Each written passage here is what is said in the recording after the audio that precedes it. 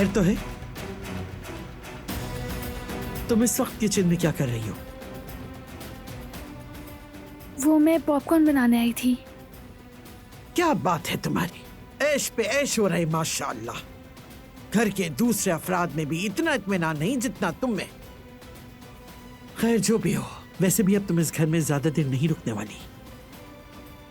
तुम जब इस घर से जाओगी तो हमारी काबिले फख्र हमारी दारिया बेटी कदम रखेगी।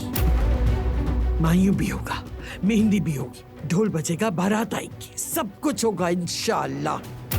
ऐसा नहीं होगा जैसे तुम्हारा निकाह चुपके से हुआ, जैसे कोई चोरी छुपे गुनाह कर रहा हो। इस हवेली में एक हकीकी शादी होगी। मैं करूंगी सबका इंतजाम और तुम दूर खड़ी बस देखती रह जाओगी।